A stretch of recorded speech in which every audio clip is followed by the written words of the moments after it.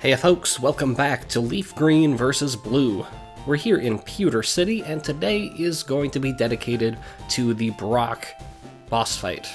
I almost said Brock rock fight, but that would have been only slightly true. Anyway, basically Brock is, he's the first real boss. The rival is, you got the first rival fight, which is mandatory and just a tutorial. You've got an optional second rival fight, and you've got the Whittle kid at the end of Viridian Forest. But Brock is where you figure out, okay, do you understand physical versus special moves? And being able to exploit defense differences there. So, this first Pokemon is Geodude, and Geodude, honestly, pretty similar between the two versions. He's rock ground in both versions, he has tackle and defense curl in both versions, he's level 12 in both versions. The only real difference is that in the third generation, in LeafGreen, he gets the ability Rockhead, which allows him to not take recoil damage from moves like Double Edge or Takedown or other moves like that. There's probably a rock type one that I don't remember. But that doesn't really apply here, because tackle isn't a recoil move. So really, you'll employ the same strategies either way. In fact, his special doesn't even come into play, because his special stat in first generation is 30, and his special attack and special defense in third gen are both 30. So, really, there's absolutely no difference for Geodude here. So really, it's a matter of what you bring to the fight, and by that I mean, do you have a special move that is not electric type? Because if you do, you'll be pretty easy. You know, Confusion from a Butterfree, Bubble from a Squirtle, etc. Even Ember from a Charmander will do alright. But I don't have that. I could if I trained up Bulbasaur a little bit, but I'm not going to, obviously. So instead, I'm employing the stubborn yellow version player strategy, which is use Growl to make Geodude have extremely low attack, and then use Quick Attack over and over with my Pikachu. This is something that if you're really, really stubborn in yellow version, where you start with the Pikachu, and you don't want to catch a Mankey, and you don't want to catch a Nidoran, this is the strategy, and you don't want to use a Butterfree, this is the strategy you'll use. It's a boring strategy, it is extremely vulnerable to criticals, it takes up a lot of potions, and it takes up a lot of PP. It is not recommended if you are an impatient person. You do have to train up your Pikachu to the point where it has a normal type move, in this case Quick Attack, if you want to use this strategy. Otherwise, you'll have to just be reduced to struggling. Now, Pikachu gets Quick Attack at a different level in LeafGreen versus in Blue. In LeafGreen, he gets Quick Attack at level 11. In Blue, he has to be ground up to 16. Anyway, his second Pokemon is Onix. Now, one thing I didn't really point out is that although the levels for Geodude and Onix are identical between Red and Blue and Fire Red and Leaf Green, his yellow levels are actually different. They were both reduced by 2, so you have a level 10 Geodude and a level 12 Onix.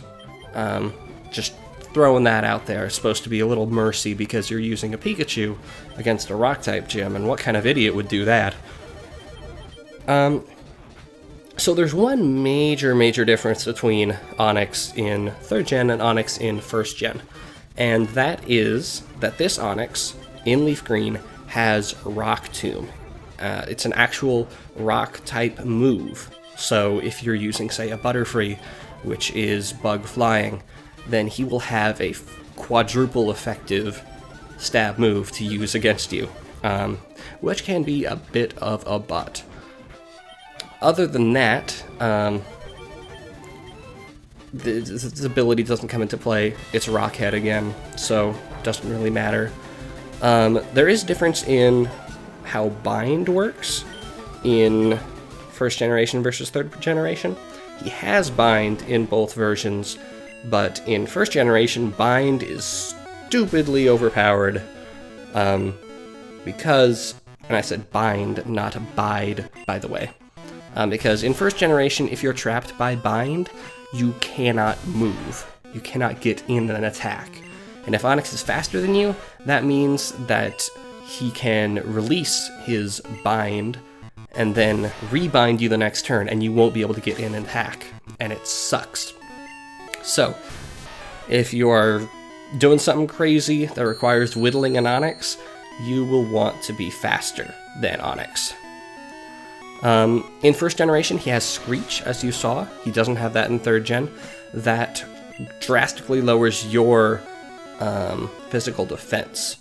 And so that's an opportunity to have Growl on your side to reduce his attack and help compensate for that. So the move that Onix has in place of Rock Tomb in first gen is Bide. And Bide is...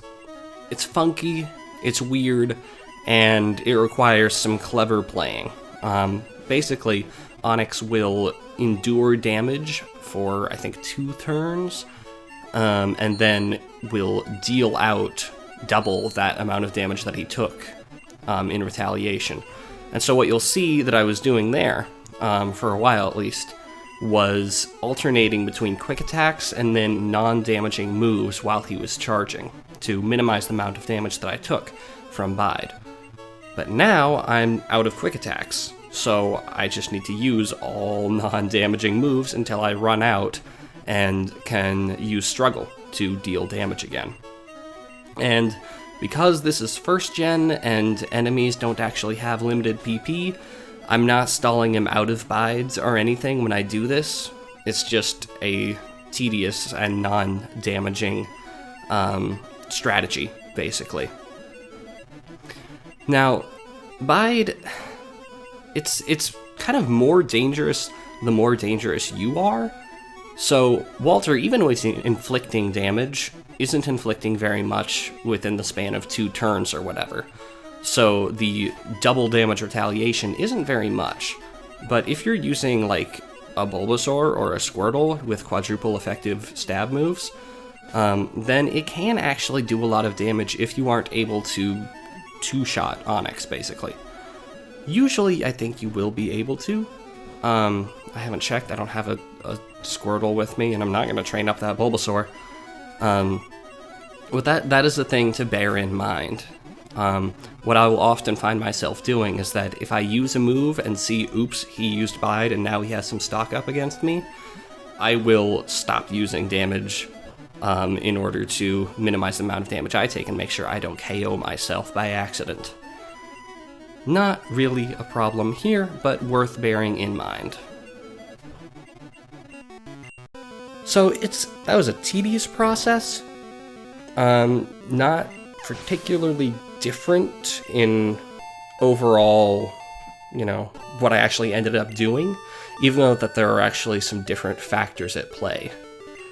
And I worry that might actually be the case for some battles down the line, that there are things to keep in mind and be wary of that don't actually change anything for what I do. I don't know. We'll see. I haven't looked at this footage in, 3 years, so we'll see. We'll see. Anyway, in 3rd gen, Brock gives you the TM for Rock Tomb, and in 1st gen he gives you Bide. Rock Tomb is a fair amount more useful. I would recommend that to rock enthusiasts, or you could just wait and catch a Geodude and they'll have Rock Throw, and that's basically as good. Anyway, thanks for watching, and I will see you guys next time.